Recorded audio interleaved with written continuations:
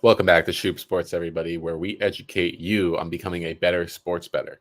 In today's video, we're going to talk about why you should avoid placing bets on the big games. When I say the big games, I'm talking about the games that everyone's watching. Your primetime NFL games, your college football games, the big matchups, primetime NBA games, you know, the games that everyone's watching and everyone's placing bets on. Why are these games the games that you typically want to avoid placing bets on? Well, it comes down to one simple reason. And because of all the eyeballs on this game, it leads to sharper lines coming in for these bets, which means that the sportsbook has such a good idea of what the line should be that the lines are set so accurately that there's almost no chance of you having an edge. So let's break this down a little bit further. So, how does the sportsbook set their lines? A lot of people think that the sportsbooks have these crazy algorithms where they can calculate the exact total that the game is going to end in, and that's how they set their lines. It's not true. The sportsbook comes out with an opening line based on their best guess. We have money or market making sportsbooks, and we have casual sportsbooks.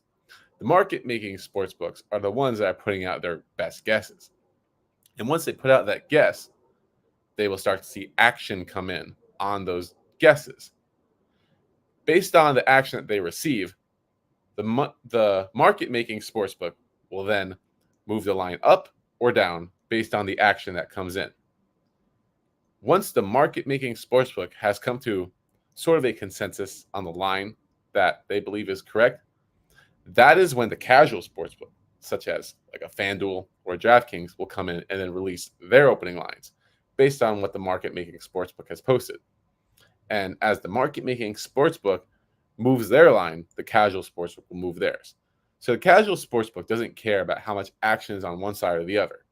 That is why you'll see a lot of times teams will get like 80-85% of the bets, but the line doesn't move. That's because the sportsbook doesn't care about how much action each side gets on their platform. They just want to make sure that their lines are accurate because they want to have the advantage in the long run. And how do they get the advantage?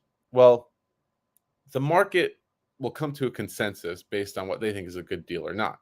So if a betting line starts at -8 and it gets bet up to -9 and eventually -10, eventually someone's going to want that +10 on the other side. And then the line's going to get bet back down until it reaches kind of like that middle point.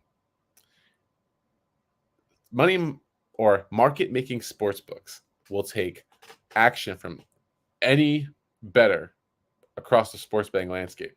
So they're not in the business of profit, but in the business of getting the most accurate information possible to set the lines. When it comes to games like big games, heavily bet games, a lot of people like to bet on the point spread or the money line. It's the easiest numbers to quantify in their head. Easy prediction to make off the top of the head. I think this team is better, so they'll win by this many points. Or I think this team is better, so I'll pick their money line. These are two high-scoring teams, so I'm going to pick the over.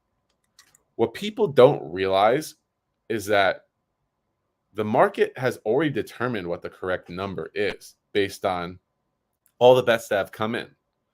So by the time that most people are betting on these games, which is usually right before it, or maybe even the day of, the lines have been bet so many times that it's almost impossible to find any sort of edge on these bets.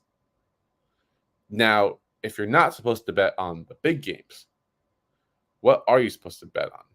Well, when it comes to lower tier events in these big sports or player props in these sports or off the grid sports like European soccer matches, not in the big leagues, or tennis, or like Russian hockey, anything like that. Well, the sports books aren't paying as much attention to those lines because they're not getting the most action. They're more concerned about the big games. You're more likely to find an odds discrepancy on one of those games.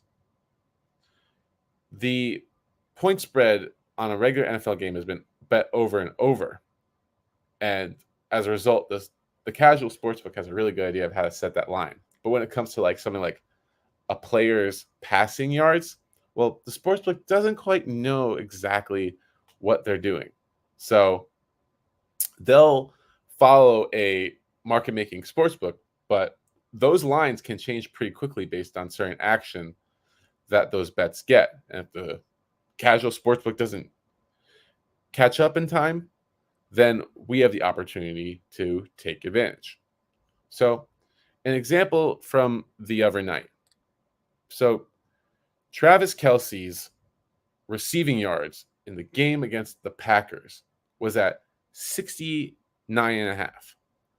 On the market making sportsbook, the line for the 69.5 total was about minus 110 on each side. On FanDuel, it was also minus 110 on each side. At 8 o'clock, about 15 minutes before the game start, the line shifted for the over to minus 152. But the line on FanDuel stayed at minus 110, giving an advantage in this prop and leading to an odds discrepancy on a bet that ended up winning, by the way.